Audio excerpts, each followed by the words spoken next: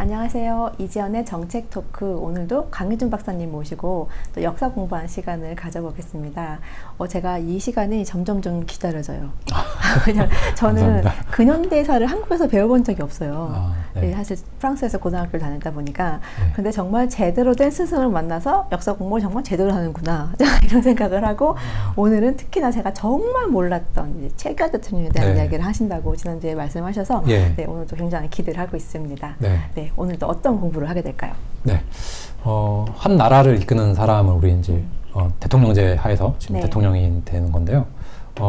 당시, 그러니까 80년 5월 당시에 대통령이 누구였는지 이게 굉장히 핵심입니다. 왜냐면은 지금 소위 5.18 민주화 운동을 했다라고 하는 사람들은 전두환이 신군부로서 등장을 했다. 그리고 뭐 최규하 대통령이 있었지만 어떤 뭐 허수아비, 뭐 핫바지 신세였다. 이런 식의 이제 이야기를 전개를 하거든요. 그러면서 79년도에 12.12 쿠데타 그리고 80년 5월 17일에 5.17 이 비상계엄을 확대한 이 조치를 5.17 쿠데타라고 이야기를 합니다. 그 쿠데타를 일으킨 게 바로 전두환이다 라고 하는 프레임을 만들어 놓고 지금 5.18을 논하고 있거든요. 자, 그렇다면 진짜 그 당시에 대통령은 누구였으며 어떠한 일을 했는지 우리 최규하 대통령 저도 솔직히 잘 몰랐었는데 5.18에 관심을 가지다 보니까 자연히 이분을 알게 되더라고요. 그래서 이분이 어떠한 일을 했는지에 대해서도 좀 알아보도록 하겠습니다. 지금 보시는 거는 우리 대통령 기록관이라는 홈페이지에 들어가시면 이렇게 다 볼 수가 있어요. 역대 대통령들 다 나와 있고 이분들의 여러 가지 성명서랄지 뭐 담화문 그리고 자신들의 뭐 어떤 일기 이런 것까지 다 여기서 찾아보실 수 있는데요. 한번 이제 역사에 관심 있는 분들은 이 자료 활용하시면 굉장히 많은 도움이 되실 것 같습니다.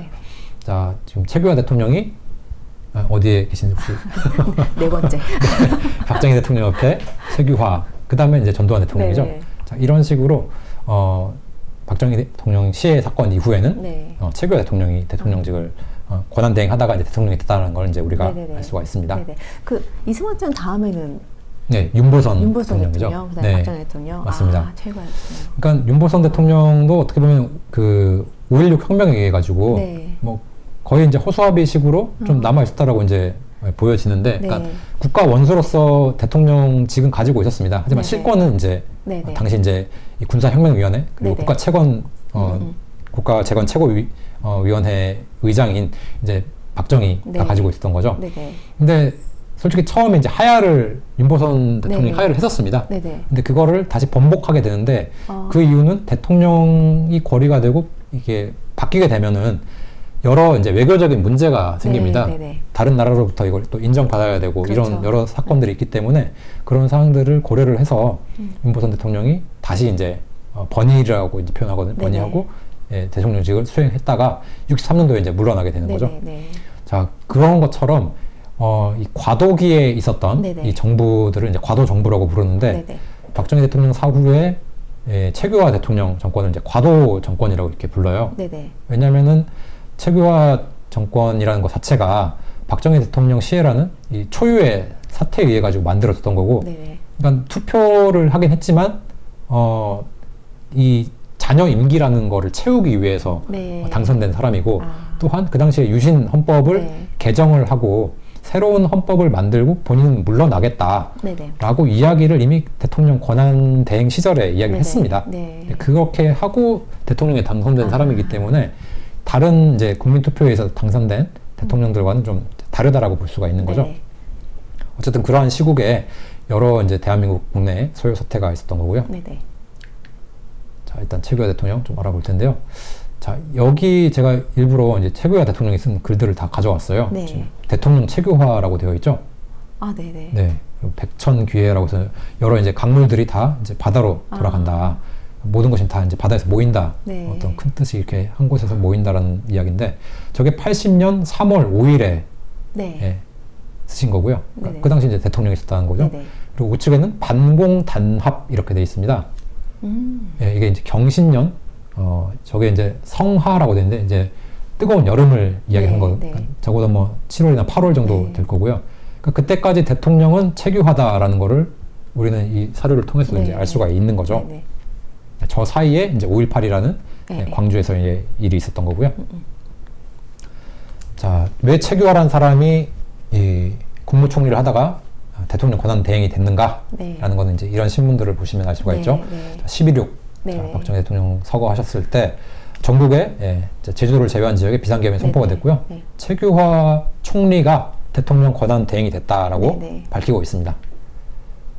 정권 탈취 목적의 김재규의 계획된 범행이라고 하면서 당시 전두환 보안사령관 겸 합동수사본부장, 네. 자, 이분은 김재규의 11.6 시해 사건을 조사하는 네. 그 수사기관장이었습니다. 네. 자, 그 보도가 이제 11월에 있게 되는 거고요. 네. 자, 이렇게 이 사건을 수사를 하면서 밝혀진 조직도입니다. 자, 빨간 동그라미 주범해서 이제 김재규가 되어 있고요. 네. 그 아래 이제 공범들의 이름입니다. 네네. 특히 이제 우측 파란 박스에는 김계원이라고 저희 대통령 이제 비서실장이거든요. 아. 이런 식의 이제 어떤 모의가 있었다라고 네네. 되어 있고, 자, 우측 파란색 박스를 보시면 별석이라고 되어 있어요. 네. 저기 보시면 그 육군 참모총장 대장 정승화 이렇게 되어 있거든요. 네. 정승화와 김재규가 그러니까 김재규라는 사람은 이 11.6 사건 당시에 이제 박정희 대통령이 뭐 삽교천에서 이제 그 행사를 하고 돌아와서 저녁 식사를 이제 같이 하기로 했었어요. 네네. 그러니까 김재규는 약속을 2개를 잡아놓은 거죠. 네네. 박정희 대통령하고 또 저 정승화. 네네. 저 공관 사이 거리가 50m 정도였다고 합니다. 그러니까 총성이 들렸을 때 정승화는 그걸 인지를 할 수가 있는 상황입니다. 그랬겠네요. 네. 그런데 이제 나중에 이제 수사 과정에서 굉장히 횡설수설을 하면서 이상한 이야기들을 하고 본인이 쓴 조서를 3번이나 고칩니다. 네. 그래서 처음에 만약에 최규하 대통령이 정승화가 저 시해 사건 옆에 있었다라는 거를 알았고 네. 어떤 공모한 사실을 인지를 했다라고 한다면요. 비상계엄을 선포함에 있어서 정승화라는 사람을 그 계엄사령관에 취임을 시키지 않았을 거예요. 네네. 근데 그러한 사실들을 제대로 밝혀내지 못했고 시국이 굉장히 어수선하고 그냥 이렇게 급격하게 진행되다 보니까 10월 27일 날 새벽 4시에 이 계엄이 선포가 되면서 정승화라는 사람이 계엄사령관으로 이제 취임을 하게 되는 겁니다. 그러니까 공모를 했다는 혐의가 있음에도 불구하고, 그래서 저 당시에 초기에 전두환 이 당시 이제 합동수사본부장뿐만 아니라 육군 내부에서도 정승화를 수사를 제대로 해야 되는 거 아니냐라는 네. 의견들이 많이 있었습니다. 그럼에도 불구하고 11.6 이후에 계속해서 참고 하다가 결국 이 사람을 강제적으로 연행하는 게 이제 12.12라는 게 된다라는 거죠. 자, 그런데 그 사이에 이 통일주체국민회의에 의해 가지고 그 당시 이제 유신 헌법이 존재를 하니까요. 네네. 그 헌법에 따라 가지고 대통령이 이제 당선이 된 겁니다. 네네. 자, 그렇게 해가지고 압도적으로 이제 당선이 됐고요. 이게 이제 12월 6일입니다. 자, 그러면서 이 신문 기사에서 보시면, 자, 임기 채우지 않고 정권 이양하겠다. 네. 과도 체제로 개헌, 총선 관리를 하겠다. 이렇게 이야기를 하고 있습니다. 네네. 자, 이제 신문 기사인데요. 네. 여기서도 그동안의 과도 내각이 몇 개가 있었는지를 설명을 하는데요. 네. 4.19 이후에 허정, 네네. 그다음에 5.16 혁명 이후에 혁명정부. 네. 그러니까 군부 독재, 군정이라고, 군사정권이라고 이야기하는 건요, 저 5.16 혁명 이후에 네. 그 짧은 시기를 그나마도 좀 그 재건 최고회의 그 정도를 볼 수가 있습니다. 네네. 그리고 그 모든 사람들이 다 군인이었던 것도 아니고요. 네. 실무자들은 정말 전문인들, 교수들 이런 사람들 다 기용해가지고 활용을 했습니다. 그러니까 군사정권이라고 아무리 이야기를 한다고 하더라도 저 63년도 12월 대통령 선거가 있기 전까지의 네네. 그 체제를 그나마도 군사정권이라고 부를 수 있고요. 그 이후 대한민국의 모든 정권은 군사정권이었던 적이 한 번도 없습니다. 그렇죠. 다 민정이었고요. 네. 자, 그러니까 설명을 하면서 파란 박스에는 대통령이 지난 11월 10일 특별 담화에서 84년 12월 26일까지 자녀 임기를 채우지 않고라고 되어 있잖아요. 네. 저게 이제 통일주체 국민회의에 의해서 이제 선출된 대통령이 네. 임기가 6년이에요. 그러니까 그렇죠. 예, 그러니까 78년도에 박정희 대통령이 취임을 해가지고 그 자녀 임기 끝나는 시점인 12월 26일까지를 최규하 대통령이 승계를 하는 겁니다. 네네. 그래서 과도 정부가 되는 거죠. 네. 하지만 임기를 채우지 않고 최대한 빠른 기일 내에 개헌, 총선을 실시하고 정권 이양하겠다. 네네. 그대로 지금 내가 할 거다라고 다시 한번 확인을 하는 네. 기사가 되겠고요. 네. 이게 이제 11월 10일 당시에 최규하 권한 대행이 네네. 국민 담화를 한 겁니다. 네. 자, 직면하고 있는 내외 정세를 개관, 당면한 국정의 기본 방향을 말씀드리겠다. 네. 이미 다 국민들에게 이야기를 했어요. 네. 앞으로 우리 정부는 어떤 식으로 할 거다. 네. 자, 비상시국에 처해 있고, 네. 자, 국가 안전에 유지하고 안정과 질서 속의 발전을 지속해 나가야 된다. 네. 왜냐면 지금 한창 중화학공업 그렇죠. 이거 발전하고 있는 네. 상황인데 국가의 수반을 잃은 상태잖아요. 네. 네. 자, 여기 이제 국가 보위라는 말이 나오죠. 항상 국가 보위가 네. 가장 중요한 키워드입니다. 만전을 기하면서 민생 및 사회의 안정에 최선을 다할 것이다. 자, 이제 국방, 그리고 대외 정책, 네. 외교 뭐 이런 게 되겠고요. 네. 경제, 네. 이런 것들을 우리가 어떻게 해 나가겠다. 네. 자, 그런데 국민 여러분도 사회 혼란이 일어날 경우에는 북한 공산주의자들의 재침을 자초하게 될지도 모른다는 것을 각별히 명심, 매사에 상호 자제에 있으시기를 간곡히 당부해 마셔야 된다. 자, 상호 자제하자라고 했는데 자제하지 않고 막 뛰쳐나온 사람들 있죠? 날뛰었던 사람들. 네. 자, 그 사람들이 과연 누구인가? 자, 그 정체를 우리는 올바르게 알아야겠고요. 네. 또 이렇게 이야기합니다. 우리나라는 지금 안정과 발전을 지속하는 네. 것인가, 아니면 혼란과 태보의 나락으로 네. 자, 갈림길에 서 있다라고 이렇게 이야기를 하는 거고요. 자, 우리는 잠시라도 헌정과 국법 질서가 문란해지는 일 없도록 해야겠다. 자, 헌정 질서 문란, 네. 그리고 헌정 중단, 네. 이런 게 굉장히 국가적으로 위기의 그쵸. 네. 그 시점이거든요. 네. 그래서 그런 것들이 없도록 해야 된다라고 네. 명확하게 목표를 세우고 국민들에게 호응을 지금 요구를 하고 있는 겁니다. 그러니까 정확하게 대통령 권한 대응으로서 해야 될 일이 무엇인지를 잘 파악했고 네. 국민들한테 설명을 했고 나는 네. 최대한 빨리 정권 이양을 할 거다. 맞습니다. 이렇게 지금 선포를 한 거잖아요. 그 말씀 이제 빨간색에 다 저렇게 자세하게 네. 다 이야기를 하신 거고요. 자, 그래서 국민의 영혼에 부응하겠다. 헌정 질서를 유지하는 가운데, 자, 여기 민주주의 나오죠? 이게 바로 대한민국의 민주주의입니다. 네. 착실하게 발전시켜 나가는 가장 슬기로운 길. 네. 자, 그 순리를 따르려고 했고, 이 순리를 완전히 역행해가지고 뒤엎으려고 했던, 심지어 무장까지 해가지고 총을 들고 그렇죠. 파출소, 맞습니다. 경찰지서 파괴하고 이런 조직이 있었다는 거죠. 자, 헌정 중단이라는 불행을 방지, 상호 신뢰와 자제 화합으로 난국을 극복해 가자. 네. 이게 이제 11월 10일에 대국민 담화입니다. 자, 그리고 이제 12월 12일, 그러니까 12월 6일 날 대통령으로 취임한 이후에 이 정승화 장군을 연행하게 됐는데요. 자, 이 호외 기사가 있습니다. 12월 13일 기사고요. 자, 김재규 씨의 사건 관련 혐의로 정승화 계엄사령관을 연행해서 조사한다. 자, 새 육참 총장에는 저기 계엄사령관에는 이희성 육군 대장을 임명했다. 자, 이희성 장군이 바로 광주 5.18 당시에 육군 계엄사령관입니다. 그러니까 모든 군사작전은 이분의 통제하에서 이루어졌지 다른 누가 간섭을 할 수가 없다는 전 거죠. 대통령은 그런 권한이 네. 없었던 거죠. 네, 그냥 보안사령관입니다. 네, 저분이었던 거죠. 본인이 통솔을 할 수 있는 병력이 없어요. 네. 자, 그리고 연행이라고 명확하게 네. 나옵니다. 자, 그리고 조선일보 호에서도요. 김재규 조사 중 새 사실이 발견됐다. 자, 그래서 일부 장성들도 이제 구속 조사를 한다. 그러니까 정승화라는 사람도 박정희 대통령 이 시해에 이 암묵적으로 좀 연루가 되어 있다. 자, 그런 것들을 이제 파헤치기 위해서 조서도 작성하고 또 이제 구술로도 이렇게 하려고 했는데 어쩔 수 없이 강제로 좀 연행할 수밖에 없었다. 이렇게 되는 거죠. 연행. 자, 그게 12.12인데 이거를 하극상, 쿠데타라고 이 좌익사관을 가진 사람들은 주장을 합니다. 그러니까 전두환이 투스타가, 그러니까 소장이 포스타인 대장을 끌고 갔다. 그러니까 하극상이라고 볼 수가 있는 거잖아요. 그런 식으로 프레임을 씌웁니다. 하지만 이 시국에서는요, 합동수사본부장직이 바로 12.16 사건을 조사하는 겁니다. 그러니까 조사하는 임무를, 본인의 임무를, 맡은 바의 임무를 수행하는 거죠. 심지어는 12월 6일 대통령에 당선하기 전에 최규하 대통령도 12월 3일 날 조사를 받습니다. 그러니까 지위 고하에 막론하고 조사하는 건 하는 겁니다. 그 대통령 조사한 것도 그러니까 전두환의 전 대통령이었는데. 근데 이제 계엄하다 보니까 이게 굉장히 민감한 거죠. 그러니까 실제 권력을 가진 사람을 연행해서 조사한다라는 게 어떻게 보면 자신의 목숨을 건 행동이거든요. 그렇죠. 하지만 전두환 대통령 나라를 위해서 그거를 해냈다라는 거고요. 자신이 맡은 바를 정말 충실히 이행하셨던 거죠, 당시. 그렇습니다. 자, 그래서 이제 구속이 됐다라는 게 이제 12월 24일 날 기사가 되겠죠. 그래서 파란색 보시면 현장 수습 않고 수사를 방해했다 이렇게 돼 있어요. 그러시고 자, 자, 이제 다시 5.18 광주 민주운동 기록관 자료인데요. 자, 신군부 세력의 반란, 12.12 쿠데타 이렇게 되어 있죠. 자, 뭐 하나회 이런 거 이제 막 무슨 음모론으로 이야기를 하는데요.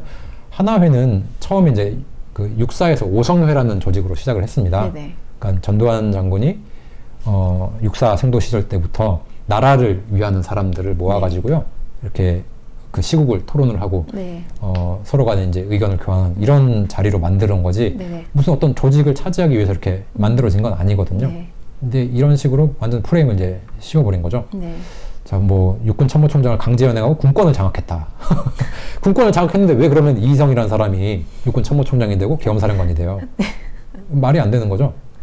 뭐 최규하 대통령을 압박했다. 압박한 게 아니라 최규하 대통령이 다 이야기를 듣고 결국엔 나중에 재가를 합니다. 네, 네. 필요하니까 한 거죠. 군권을 장악하려면 육군 참모총장이 되던가 네. 국방부 장관이 되던가 네. 네, 그게 아니잖아요. 그렇죠. 보안사령관이라는 것 자체가요, 그냥 수사를 위한 네, 네. 기구지 네. 어떤 실병력을 동원을 할 수가 없습니다. 네. 네. 자, 이런 음모론을 제기하면서요. 자, 12월 21일에는 이제 대통령 취임사를 발표를 하는데요. 자, 새 헌법 마련에 1년이 소요가 될 것 같다. 이렇게 이야기를 하면서요. 여기서도 마찬가지 취임하면서도 자신이 무엇을 하고 물러날 것이다. 네. 자, 평화적인 정권 이양을 하겠다. 네. 다 이야기를 하고 취임을 했습니다. 자, 여기 이제 취임사고요. 자, 여기서 또 중요한 건 일본과의 관계도 굉장히 중요하게 생각합니다. 그러니까 지금 반일을 외치는 자들, 그 네. 정당들 한번 살펴보세요. 네. 과연 대한민국을 위하는 건지. 이분은 이제 6.25도 겪고 하시니까 네, 네. 또 뭐 일제 때 이제 만주에서 학교를 나오셨거든요. 그 건국대학교를 네. 나오셨어요. 그러니까 이런 이제 일본이 어떤 나라이고 우리의 우방이다라는 걸 확실히 인지를 네. 하고 있기 때문에 일본과의 관계를 굉장히 중요하게 이제 생각을 하고 있고. 자, 석유 가격의 앙등 이렇게 돼 있는데요. 이게 이제 74년도에 그 네. 석유 오일 쇼크. 네, 오일 쇼크가 네. 있었죠. 네. 그리고 이제 또 2차 오일 쇼크가 있었는데 이거를 또 슬기롭게 네. 극복하는 데 큰 공헌을 하신 게 또 최규하 대통령이신데요. 자, 이런 원유 확보 이런 거에 대해서도 이제 경제적으로도 본인이 네. 다 설명을 하고 있고요. 자, 지난 11월 10일 이 담화를 다시 한번 언급을 하면서 네네. 자신은 무엇을 하고 물러날 것이다. 네. 이렇게 다 이야기를 합니다. 네. 자, 여기서 이제 과거의 역사를 이분도 이제 다 언급을 하죠. 자, 뭐 직선제에서 간선제가 있었고, 자, 현행 헌법이 자, 1972년 12월 저게 바로 이제 유신 헌법이죠. 네. 현행 헌법이 채택된 거는 국민의 대다수의 동의를 얻고 네, 네. 채택이 된 겁니다. 네, 네. 자. 참 친절하게 설명을 하시네요. 네, 이분이 참 네. 외교관이신데 네. 굉장히 이런 걸 잘 정리를 잘 하십니다. 그리고 헌법 개정 문제에 대한 본인의 소견해서 저렇게 4가지를 나누고 있고요. 저기도 첫 번째 보면 국가 보위라는 말이 나오죠. 네네. 항상 나라가 어떤 식으로 안보, 네. 국방을 책임지는지를 가장 중요시 여겼다라는 네. 거고요. 자, 본인이 헌법 개정 절차에 관하여도 이것이 어떤 정당이나 단체 등의 범주 안에서만 처리될 수 있다고 생각 않으며 어떤 이해관계자들 간에 표의적인 타협에 선물되어서도 바람직하지 못하다. 네. 이건 정말 심사숙고 해가지고 네네. 우리 국민들을 위해 가지고 개헌하는 거기 때문에 잘 만들어야 된다. 네. 이렇게 생각을 하는 거죠. 자, 이제 경제개발 네. 5개년 계획 지금 3차 추진 중인데 이런 이제 급작스러운 네. 대통령의 거리 상황에서 어떻게 이 위기에 난국을 타개해 나갈 것인가 이런 거에 대해서 국민들에게 좀 저기 보시면 이제 모두 인내와 자제로 대동단결하자. 네, 네, 네. 자, 이런 거를 계속 이제 요구를 하고 있다라는 거죠. 자, 그러면서 이건 이제 12월 14일인데요. 이제 네. 내각을 이제 개편을 하는 겁니다. 네, 네. 자, 우측에 이제 최규하 대통령이시고요. 네, 네. 좌측에 이제 신현학 국무총리입니다. 자, 이분이 이제 임명장 받는 거고. 네.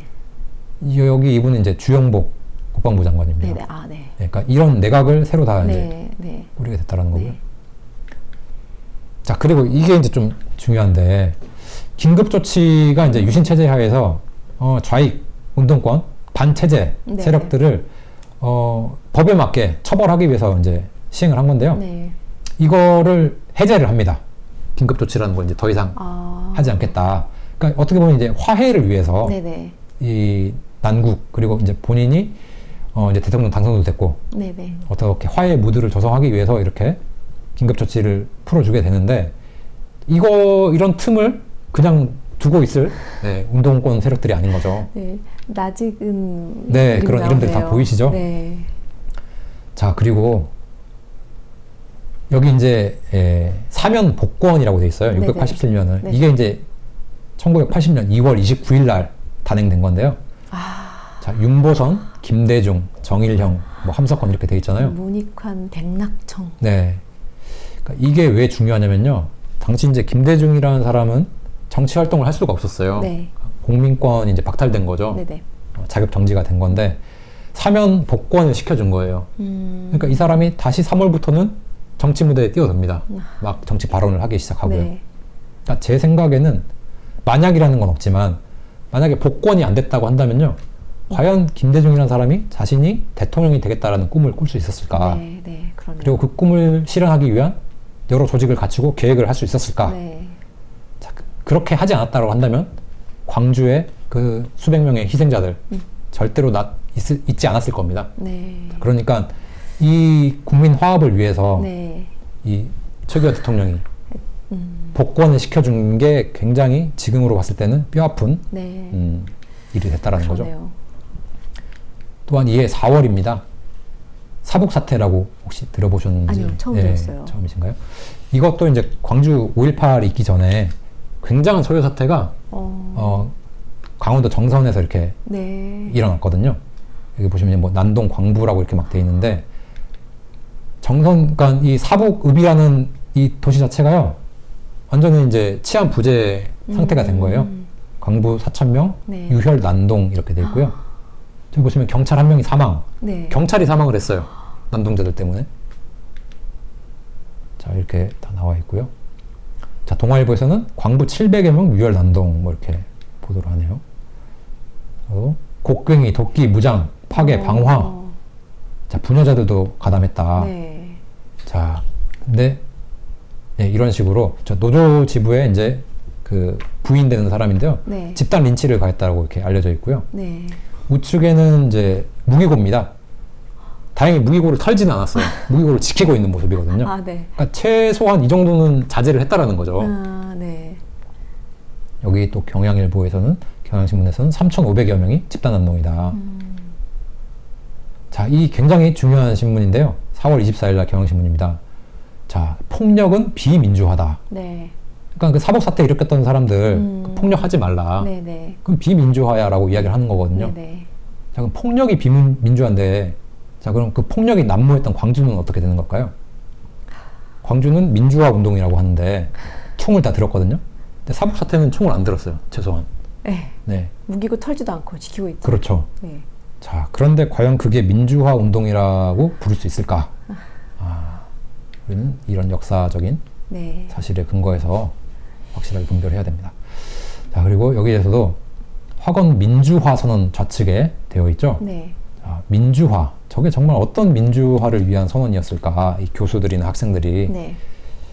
자, 그리고 난동은 막을 수 있었다라는 이 기사 있는데요. 어쨌든 당시 이제 사북 탄광 이 네. 노조 자체가 굉장히 좀 비합리적으로 운영이 되었던 것 같아요. 그러니까 그런 거에도 또 편성을 해가지고요. 네네. 이거는 좀 잘 알려져 있지는 않지만 북쪽으로부터의 어떤 지령을 받은 사람들도 거기 들어갔고 뭐 자폭해서 사망을 했다 뭐 이런 일이 있습니다. 네. 근데 이게 다 신문에 밝혀지지는 않았거든요. 아, 네. 자, 이렇게 무기고를 지키고 있는 당시 난동자들 모습이고요. 자, 요건 이제 뜬금없이 이제 92년 10월의 기사인데, 자, 황인호라는 네. 간첩 전력자가 있습니다. 이 사람. 네. 이 사람이 당시에 사북사태 주역이었다. 자, 그러면서 그 이후에도요, 80년에도 저기 보시면 폭파를 계획하다 네, 검거됐다 돼 있죠. 네. 다양한 활동을 했었고요. 89년 말까지 사북 천주교회 청년회원, 사북 카톨릭 광산노동상담소, 네. 공사장 막노동판을 전전했다. 그리고 난파간첩 이선실. 네. 자, 이선실은 바로 이 사람이죠. 이선실에게 공작 지도체액인 네. 권증을 만나 포섭했다. 그러면서 이제 조선노동당, 뭐 중부지역당, 뭐 이런 게 있어요. 거기에 이제 연루된 사람인데요. 네네. 이런 간첩 활동했던 사람도 사북사태랑 관련이 있다는 거죠. 자, 그리고 저 천주교회 지금 정의구현 사제단 이런 거 있죠. 네네. 그리고 사북 카톨릭 광산노동상담소 뭐 이런 게 있는데요. 광주 5.18 당시에는 예, 그 카톨릭 농민회라는 조직도 있어요. 그런 여러 조직들이 이미 갖춰지고 있었다. 네, 네. 자, 굉장히 의미심장하다라는 거죠. 네. 자, 그리고 다시 5.18 민주화운동 기록관인데요. 자, 민주화의 봄이라는 용어가 등장을 합니다. 네. 그리고 서울역 회군, 이거에 대해서 좀 들어보셨을까요? 아니요, 처음 들어요. 처음 듣는 용어신가요? 네. 자, 회군이라고 하는 말은요, 군대가 네. 돌려서 뭐 네. 철수했다 이 말이거든요. 네. 자, 과연 그러면 서울역에 군대가 진주해 있었나? 이렇게 따져봐야 되는데 지금 이 회군이라는 용어가 그냥 정형화되어 있어요. 과연 어떤 군대가 있었을까요? 자, 여기서도 보시면 80년 5월이 뭐 서울의 봄이다라고 해서 네. 계엄 해제와 민주화를 외치는 시위가 있었고, 네. 자, 5월 15일에는 이제 서울역에 10만 명의 학생들이 모였었어요. 네네. 근데 그들이 학생 지도부가 군이 개입할 명분을 주지 말자 하며 자진 해산했다라고 돼 있는데, 네. 저 당시 이제 신대철 뭐 전 의원이 네. 서울대 총학생회장이었거든요. 네네. 그때 이제 내무부 장관과 이렇게 회의를 통하면서 해산을 결국에는 했어요. 네네. 만약에 해산하지 않았으면 굉장한 어떤 유혈 사태가 있었을 수도 있는데 네네. 다행히 이제 해산을 했고요. 네. 그런데 저 마지막 설명이 가관입니다. 서울역 회군, 그러니까 10만 명의 학생들이 이제 다 돌아갔어요. 네. 그러니까 전두환 등 신군부 세력의 비상계엄 확대와 5.18 참극을 가져온 계기가 됐다라고 표현을 합니다. 네. 그러니까 저런 용어 자체가 전혀 앞뒤가 말이 지금 설명이 안 되는 거거든요. 네. 저 솔직히 좌익서관을 가진 사람도 저 말을 제대로 설명하기는 어려울 거라고 봐요. 신군부 세력이 서울역 회군 때문에 뭐가 생겼다. 혹은 서울역 회군 때문에 5.18이 일어났다. 라는 식으로 지금 네. 서술을 하고 있는데요. 네네네. 저거는 좌익사관을 가진 사람들도 별로 동의를 하지 않을 내용들인데 네. 저런 식으로 게시물을 만들어서 공개를 하고 있다는 거죠. 네. 자, 당시 서울역 회군이라고 불리는 그 모습입니다. 학생들이 지금 서울역 앞을 네. 가득 채우고 있죠. 자, 이런 식으로 엄청나게 모여가지고 여기서도 경찰이 사망을 합니다. 네, 이 자료를 이제 80년 5월 15일 서울역 해군 이전에 네. 4월에 발표된 서울대학교 학생회 자료입니다. 네네. 여기서도 유신잔당이라고 네네. 해가지고 유신잔당 사도의 총력을이라고 되어 있거든요. 네네. 그러면서 아래쪽에 이제 유신잔당의 현주소는 어디인가? 네. 박씨의 양자인 전가, 전두환 대통령을 말하는 건데요. 전가는 아버지가 주신 보안사령관직의 그러니까 중앙정보부장이죠. 중앙정보부장까지를 두 팔에 감싸 안고 있다. 네. 그러니까 4월 14일 날 취임을 했기 때문에, 그러니까 유신잔당 타도를 위한 민중봉기를 공범과 고문으로 탄압, 유신잔당을 엄호하더니 12.12 국가변란 음모를 실행, 아버지의 유업을 이어받아 유신잔당을 옹호하고 나아가 아버지 직위를 되찾아 독재자가 될 스스로의 모습을 꿈꾸며 비상계엄을 그 수단으로 사용하고 있다. 그러니까 소설을 쓰는 겁니다. 네, 전혀 80년 4월 당시에 존재하지 않은 내용들을 네. 저렇게 막 소설 쓰고 있고요. 자, 신가는 어떤가? 자, 신현락 총리를 이야기하는 거고요. 네네. 뭐 이제 유신체제는 필요한 것이었다라는 망언을 되풀이하면서 어쨌든 뭐 유신잔당으로서의 역할을 하고 있다라는 거고요. 그 다음은 최가입니다. 최규하 대통령을 이제 최가라고 호칭을 부르면서 그렇습니다. 네. 대한민국 국민이라면 저런 호칭을 쓸 수가 없는 그렇죠. 거죠. 네. 네. 그러면서 뭐 독재 정권 하에서 뭐 외무부 요직을 차지한 네. 꼭두각시다. 네. 이런 식의 이제 소설을 쓰는데요. 지금 이런 소설이 거의 정설화가 되어버렸다라는 게 굉장히 이 역사가 좌편향됐다라는 걸 이제 네. 알 수가 있는 거죠. 자, 여기 지금 이 신문에서도요. 비상계엄은 유신잔당의 방파제다. 그러니까 외쳤던 구호가 비상계엄 해제하라. 네. 네. 되는 거고요. 네. 자, 유신잔당 뭐 물러나라. 네네. 전가가 틀어지고 있는 포고령 역할이 무엇이다. 이렇게 네. 서술을 하면서요. 네. 유신잔당 타도, 유신잔당 다 유신잔당을 타도해야 된다고 4월에 서울대학교에서 이렇게 이야기를 하고 있습니다. 저걸 보니까 네. 저들이 원하는 게 딱 눈에 보이는 게 네. 유신잔당 이러면서, 그러니까 어쨌든 그 사태 이후에 박정희 대통령이 이제 탄핵한 이후에 우리가 정권을 먹었어야 되는데 왜 하필 비상계엄을 네. 해서 맞습니다. 네, 우리를 방해해, 이런 막 느낌이 좀 들어요. 그렇습니다. 그게 정상적인 이제 네. 사고죠. 네. 자, 그러면서 이제 80년 5월에는요, 이렇게 소요 사태가 엄청나게 번졌다라는 걸 지금 네, 신문을 통해서 네. 확인할 수가 있는 거고요. 어쨌든 다행히 회군을 했습니다. 자, 이 회군이라는 용어 자체도 굉장히 말이 안 되는 게 학생들을 보고 군대라는 식으로 부르는 것 자체가 말이 안 된다는 거죠. 네. 아, 지금 회군이 지금 학생들이 학생들입니다. 회군했다는 얘기예요? 네네. 저 그래서 아까 정말 이해가 안 됐어요. 예. 근데 군대가 그런 용어를 만들어 가지고요 보편화를 시켜버렸어요 지금. 또 다른 시민군 같은 거네요. 예, 그렇습니다. 어쨌든 또 정경대원이 사망을 했고요. 자, 공권력을 이렇게 유린을 했습니다. 그러네요. 자, 이분 같은 경우는 뭐 사북사태에도 참여를 했었고요. 아, 그랬던 청년입니다. 네. 자기 또래 대학생 또래 청년인데 대학생들이 저 사람을 사망시킨 거예요. 네. 자, 폭력이죠. 폭력은 네. 비민주화입니다. 네. 한마디로 때려 죽인 거겠네요. 뭐 이제 치워 죽일 수도 있고 뭐 예, 집단 린치를 했을 수도 있고요. 네. 자, 그러면서 이제 뭐 학생회, 평교수회 부활하면서요. 이 자들이 이제 뭐 민주화를 요구했다라고 해요. 자, 노동, 농민 운동 뭐 이렇게 같이 연합을 했다. 자, 전두환 등 신군부가 정권 찬탈의 음모를 노골적으로 드러냈다. 자, 전국 시위는 신군부 퇴진과 계엄 해제를 요구하는 민주화 대투쟁. 네. 자, 저게 민주화의 요항입니다. 자, 신군부 퇴진하라, 네. 전두환 물러나라, 그 다음에 계엄 해제. 자, 지금 최규화 정부가요, 개헌 작업을 해가지고 네. 평화적인 정권 이양을 준비를 하고 있는 상황인데 네. 저렇게 네네. 벌떼같이 일어난 겁니다. 자, 여기 신문에서도 지금 이제 80년 지금 이 5월 15일 이 상황은요, 최규하 대통령이 중동 순방을 가신 거거든요. 5월 15일 날. 그러니까 5월 10일 날 가셔가지고 원래 네. 17일쯤에 돌아오시는데요. 지금 이 시국 네, 돌아간 상황. 엄청나게 이렇게 혼란스러우니까요. 하루 앞당겨서 이제 귀국을 하십니다. 아. 네, 그래서 지금 이제 급거 귀국이라는 이제 기사를 보실 수가 있는 거고요. 이게 이제 중동 순방 당시에 네. 찍힌 사진입니다. 자, 당시에는 뭐 이제 해외 순방하시면 네, 이런 그렇죠. 식으로 다 네. 표시를 했죠. 사우디아라비아, 쿠웨이트 이렇게 가셔가지고 이때 이제 우리가 오일 쇼크를 막아낼 수 있도록 네. 좀 원유를 아. 들여올 수가 있었습니다. 자, 이런 식으로 했던 게 KTV에 다 나와 있어요. 네. 그러니까 뭐 전두환이 쿠데타를 일으켰다, 뭐 5.17 조치를 했다, 이런 것도 다 말이 안 되는 것이고요. 이 당시까지 대통령은 최규하 대통령이었다. 네.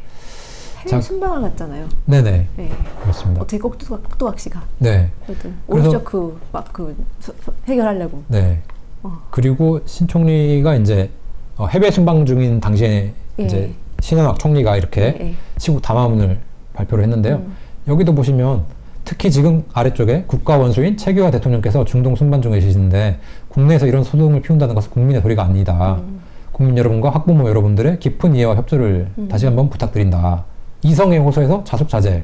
자, 근데 다들 이성에 호소하지 않고 감성 충만했죠? 감성 충만해서 다 뛰쳐나온 겁니다. 네. 지금도 반복이 되고 있고요. 네. 자, 여기 같은 신문이에요. 같은 신문 아래쪽 기사인데요. 자, 어제 휴전선에서 북괴군 또 총격. 네.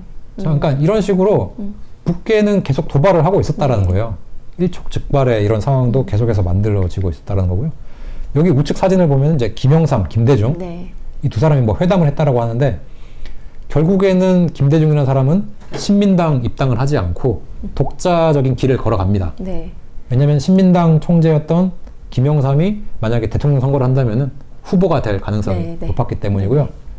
김대중은 거기에 밀려 있었기 때문에 재야 인사 그리고 뭐 학생 세력들 이런 걸 규합을 해가지고 자신의 조직을 갖추고 소위 민중혁명을 통해서 정권을 만들려고 했다라는 거죠.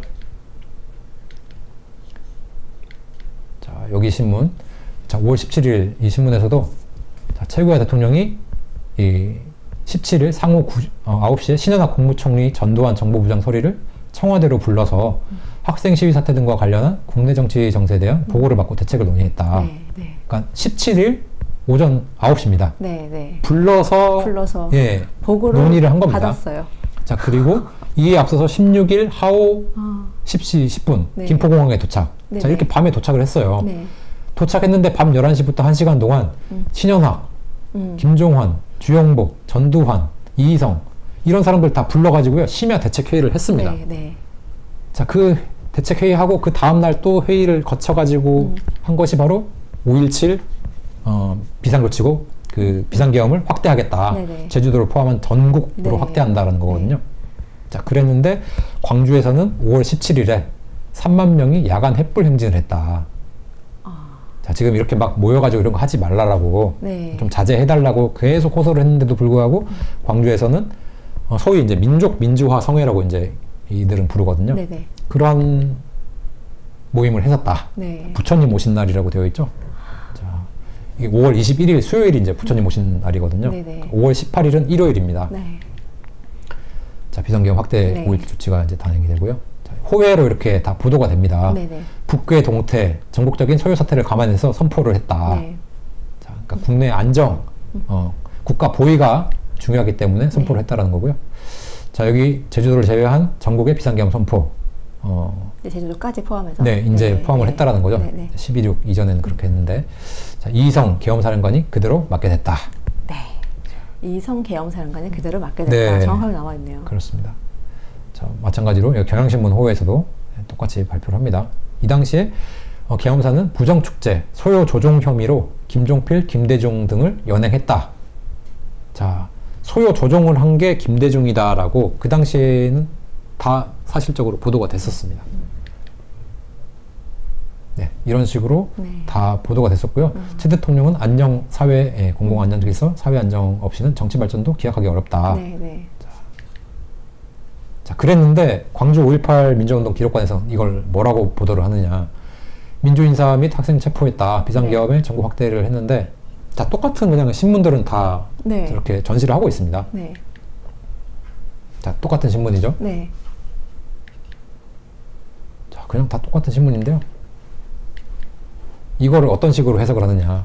자, 부마 항쟁 있죠? 네. 발발하자 10월 18일 영실기에 부산 1원의 비상계엄, 그리고 12.6 시해 사건 이후에 비상계엄은 제주도를 제외한 전국 확대. 이건 다 사실입니다. 네. 자, 근데 신군부는 80년 2월부터 주요 군부대의 충정훈련을 실시, 5월 초에는 소요 진압 준비 사태 점검을 마무리, 5월 17일 모든 준비를 마친 신군부는 최규하 대통령과 신현욱 총리를 압박했다. 아니, 최규하 대통령이 불러가 했잖아요. 보고했는데. 네, 밤중에 비상국무회의를 소집시켰다. 전국 일원의 비상계엄령을 확대 선포하는 안건은 불과 8분 만에 의결됐다. 이것은 신군부가 국가 권력을 장악했음을 의미했다. 자, 완전 소설을 쓰는 거죠. 진짜 소설이네요. 전혀 신문 기사와 동떨어진 네. 서술을 하고 있고요. 자, 5월 이제 26일인가요? 네, 광주 사태 계속 긴장. 그러니까 5월 25일 날 최규하 대통령이 광주를 와서 시위를 좀 자제해달라 이렇게 호소를 해요. 네네. 원래는 이제 뭐 도청이나 이렇게 가가지고 오픈된 장소에서 이렇게 하려고 했는데, 네. 그 이제 총 들고 있는 사람들이 있기 그렇죠. 때문에 시해될 수가 있잖아요. 네네. 그래서 테이프에 녹음을 해가지고요. 광주에 이렇게 방송을 합니다. 네. 제발 좀 자제를 해달라고. 자, 5월 25일 날 그 담화문입니다. 네. 여기서도 제발 좀 네. 자제를 해달라. 내가 여러분들의 환영도 받고 이렇게 왔었었는데 네. 지금 왜 이렇게 되었느냐. 네. 자, 대한민국 국가 안이 중대 사태가 될 위험성마저 있다. 네. 자, 여기도 나오죠. 서로 대화를 통해서 해결해야 된다. 네. 자, 아빠가 사복 사태에서도 폭력은 비민주화라고 네. 네. 이야기를 했습니다. 자, 청소년 여러분들 조속히 냉정을 되찾자. 자, 이성에 호소하냐고 감성에 호소하는 청소년들이 많았기 때문에 네. 이 청년들이 막 총 들고 돌아다녔었죠. 네. 자, 치안이 잡히지 않은 이 마당에 있어서 준비하고 있는 식량, 의류, 의약품, 기타 구호품들을 전달할 수 있는 길이 없다. 네. 그러니까 당시 계엄군들이요, 광주의 치안을 유지를 시켜주고 있었고, 네. 저렇게 구호품들을 준비를 해가지고 네. 광주 시민들에게 제공을 하려고 했었습니다. 그렇죠. 계엄군이 가서 네. 광주 시민들한테 식량, 의류, 의약품을, 구호품을 전달을 하고 싶은데 네. 그 길이 없다. 그렇죠. 총을 들고 있는 니네들 때문에. 무장 소지자들이 있었기 네. 때문에, 무기 소지자들 때문에. 자, 광주를 제외한 대부분 지역이 평온을 회복했다. 이게 이제 같은 이제 26일 날 기사고요. 자, 광주 조서 가시일 내에 시민들이 안심하고 생업에 전념할 수 있도록 노력하겠다. 네. 자, 계엄군은 광주를 위해서 일을 하는 사람들입니다. 네네. 자, 생필품, 의약품도 네. 품귀 현상이 일어났고요. 네네네. 그 왜 계엄군 옆에 아이들이 막 몰려있는 사진들 있잖아요. 네. 그럼 보면 계엄군이 어떤 역할이었겠다가 딱 보이잖아요. 사실은. 그렇죠. 네. 예, 그렇습니다. 근데 지금 계엄군을 다 무자비한 학살자로 매도하고 네. 있고요. 지금 바리케이트를 누군가가 쳤어요. 지금 이제 뭐 소위 시민군이라고 하는 사람들이 쳤겠죠. 네. 자, 저렇게 함으로써 광주는 고립되는 거예요. 네네네. 네. 자, 저렇게 뭐 트럭에다가 청년들이 이렇게 돌아다니는데요. 네. 복면을 하거나 수건으로 머리를 묶고 과속으로 질주. 그러니까 뭐 교통사고로 죽은 사람들도 많이 있습니다. 그냥 막 운전 막 하고 이랬으니까. 네. 시민들이 얼마나 불안했겠어요. 그렇죠. 그래서 집에서 나오지 않은 겁니다. 네. 정상적인 시민들은. 네. 네. 자, 그랬는데 5월 26일에 북괴 대남 책동 즉각 중지하라라는 이 당시 문공장관이라고 하는 이광표라는 분이 있는데요. 북한 공산집단의 최근 책동에 대한 정부 대변인의 성명 이렇게 했어요. 그래서 5월 25일에 평양에서 북한의 그러니까 평양 시민 군중대회를 열어가지고요. 네. 광주 지역 소유를 공공연히 지시 선동하는 대립을 조장하는 대중봉기를 네. 통한 폭력혁명을 책동했었다라고 하는 사건이 알려져 있습니다. 네. 네. 뭐 같이 했다고 뭐 자기들끼리 얘기했으니까. 함께 있었다라고 했잖아요. 네. 북이 굉장히 광주의 사태를 예의주시하고 네. 있었고. 그래서 그걸 이제 그만하라. 네. 그리고 지금 이렇게 호소하는 거죠. 맞습니다. 그래서 저 유언비어 유포 이런 게 있잖아요. 네. 뭐 경상도 군인들이 전라도 씨를 말리러 왔다. 네, 가슴을 도려냈다. 네, 임산 여성 뭐를 갈랐다. 말도 안 되게 진짜 다 유언비어인 거잖아요. 한 번도 그런 일은 있지 않았는데요. 네. 자, 그런 유언비어를 퍼뜨리는 것 자체가 사람들을 이성이 아닌 감성의 지배를 받게 하고 네. 저렇게 선동을 당해버리기 때문에 네. 그게 이제 계엄 포고령에서도 네. 그런 유언비어 살포자에 대해서는 그 엄단 처벌을 네. 합니다. 네. 네. 자, 그랬는데도 불구하고 유언비어가 난무했다라는 거죠. 자, 결국 5월 27일에 계엄군이 광주를 수복을 합니다. 네. 네. 자, 시민 피해 없도록 보호하라 이렇게 네. 다 이야기를 했고요. 네. 자, 계엄사령관 장병에 지시돼 있죠. 네. 자, 이성 계엄사령관이 저렇게 지시를 했습니다. 네. 자, 광주 시민들을 위해서. 네. 지금 계속 보는데 전두환 쪽 이름 하나도 안 나와요. 안 나옵니다. 나올 수가 없죠. 네. 네. 10일 만에 질서를 해보겠다. 저는 언제 나오나 계속 보는데 계속 안 나오고 있어요. 네. 안 나오겠죠. 네, 안 나옵니다. 네. 자, 저게 바로 소위 시민군들이 저질렀던 참상입니다. 네. 자, 이제 국보위 설치가 나오는데요. 자, 국보위라는 게 국가보위 비상대책위원회 줄임말입니다. 네. 자, 이거를 이제 광주 사태가 진압된 다음에 5월 31일에 설치를 하는데요. 자, 위원장의 전두환 정보부장. 그러니까 빨간 박스 보시면 네. 되어 있죠. 보안사령관도 겸하고 있고, 네. 파란 박스는 이제 이성 네. 대장이 있고요. 그리고 의장은 대통령 최규하입니다. 네. 그러니까 이 단체를 이끈 사람은요, 최규하. 네. 네. 그리고 지금 임명장을 배부하는 사진도 있고요. 네. 자, 국보위 현판식에서도 네. 자, 전두환 대통령 악수하는 사람이 네. 그 국무총리 네. 설이 박충훈, 그다음 그 우측에 이성 계엄사령관, 좌측에는 주영복 국방부 장관. 그러니까 본인보다 다 연배가 있는 사람들이고요. 딱 군복 입으셨네요. 그렇습니다. 네, 그런 분들이 네. 이렇게 축하를 해주는 모습입니다. 네. 네. 자, 그래서 지금 이게 제 1차 국보위 총회에서 최규하 대통령이 이렇게 유지를 한 겁니다. 네. 만약에 5.17 쿠데타를 해서 전두환이라는 사람이 정권을 찬탈했으면 전두환이 저기서 지금 그렇죠. 유지를 해야죠. 네. 자, 그렇지 않았다는 거고요. 자, 광주 사태는 그 원인이 어떻든 결과적으로 국법 질서를 교란하고 국기마저 위태롭게 할 위험성이 내포한 중대한 사태였다. 자, 저렇게 정의를 합니다. 네. 그런데 과연 민주화 운동인가? 네. 자, 지역 계엄을 전국 계엄으로 5월 17일 날 선포했다. 네. 명확하게 본인이 무슨 조치를 했는지를 이야기를 합니다. 네. 네. 자, 그리고 대통령 자문 보좌기구로서의 국가보위 비상대책위원회를 만들었다. 네. 국보위는 대통령 자문 보좌기구입니다. 보좌기구. 이거는 뭐 어떻게 집행을 할 수 있는 권한이 없어요. 네네. 결국 대통령 선에서 다 일이 처리가 되는 그렇죠. 거지. 네. 네. 대충 제가 없이는 아무것도 못하는 거죠. 맞습니다. 자, 그래서 대책위원 여러분과 함께 이 난국을 타개해 나가보자 이렇게 이야기를 합니다. 네. 지금 이것도 다 유튜브에서 여러분들 찾아보실 수 있습니다. 네. 자, 임명장 수여식인데요. 저 뒤에 네. 이제 전두환 네. 장군이 있죠. 네. 자, 저 뒷줄에 있습니다. 네. 앞에 있는 것도 아니고. 자, 박충훈, 국무총리 설이, 전두환. 자, 이희성. 자, 이렇게 임명장을 다 받고 네. 저렇게 선서를 합니다. 네. 자, 그런데 쿠데타를 일으켜서 뭘 하겠다? 말이 안 되는 소리입니다. 네. 자, 앞에서 보셨던 네. 어떻게 보면 좀 쑥스러워하는 네. 전두환 장군의 모습이고요. 네. 자, 그리고 이제 6월 12일. 자, 여기서도요. 다시 한번 11월 10일에 시국에 관한 특별 담화를 설명합니다. 그래서 우리 정부는 개헌, 네. 평화적으로 그리고 정권 이양을 하겠다. 네, 네.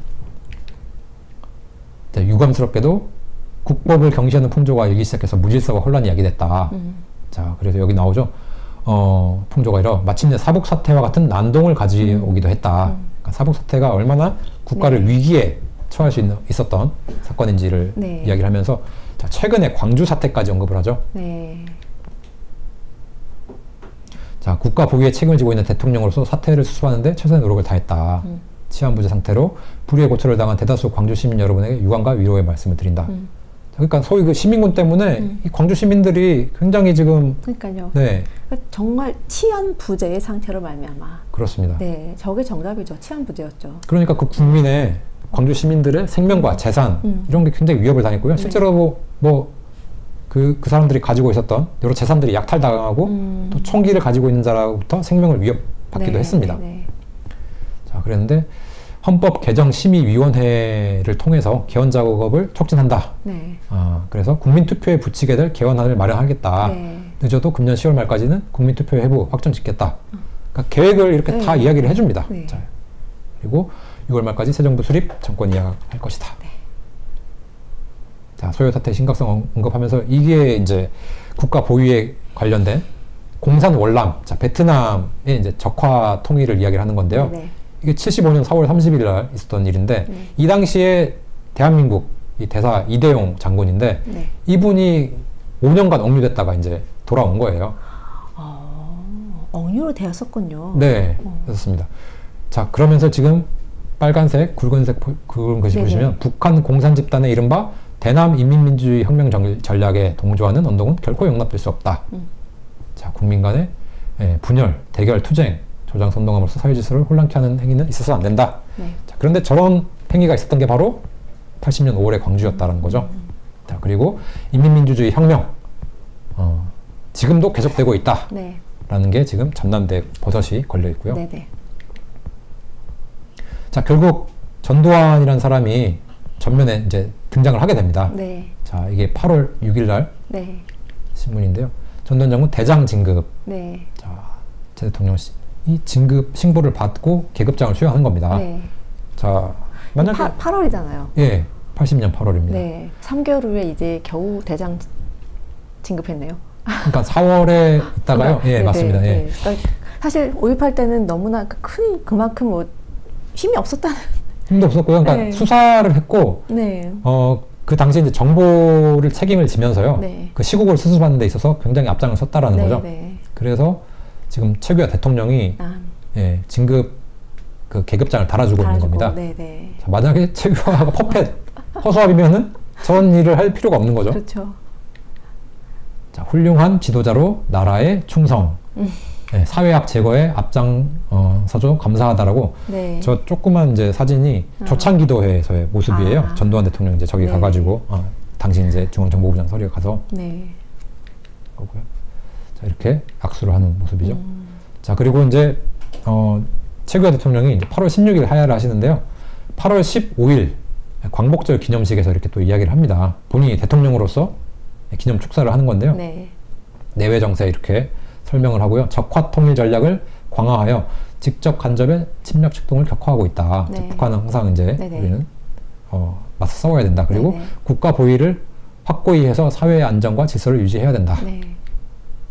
자, 그리고 8.15 해방의 의미, 뭐 광복 35주년 이렇게 이야기를 하는데, 뭐 저기 이제 광복 35주년이라고 표현을 하는데요. 그 당시는 굉장히 좀 이때도 혼재돼서 네. 광복과 해방을 사용을 했던 것 같습니다. 네네. 정확히는 해방이 맞는 말이죠. 80년이니까 네네네. 45년도부터 네네. 해서. 자, 어쨌든 이런 식으로 8.15 기념식에서 축사를 하고 네. 그 다음 날 하야를 선언을 했는데요. 네. 자, 호외의 기사죠. 자, 최규하 대통령이 11.6 사태 이후에 10개월 취임을 했었고 8개월 10일 만에 이제 하야를 하게 됐다. 자, 왼쪽에는 박충훈 국무총리 서리 이제 권한 대행이 되겠는 거겠죠. 네네네. 네. 자, 그래서 16일 날 하야를 하면서요 또 이렇게 연설을 합니다. 자, 국가의 안전 보장과 국민의 생존권 수호를 위해 적극적으로 협조해 주신 데 대해서 이제 국민께 감사를 네. 드린다. 네. 자, 국군 통수권자로서 국가적 난국에 대해 철통 같은 방해 뜻으로 북한 공산 집단의 무력 도발을 억제했다. 네. 억제한 또 국군 네. 장병의 노고를 치하한다. 네. 자, 국가 생존권 수호를 제1의 과제로 삼았다. 그러니까 네. 국가 보위라는 말이 항상 네네. 있었다는 거고요. 헌법의 개정과 선거를 포함, 시대적 요청에 따른 정치 발전을 착실하게 추진함으로써 평화적인 정권 이양의 전통을 확립하겠다. 네. 이게 바로 11월 10일 시국 담화문에서도 천명했던 거고요. 자, 작년 11월 이후 북한 공산 집단의 심상치 않은 일련의 움직임에 비추어 국방태세를 더욱 공고히 한반도 전쟁 재발을 억제했다.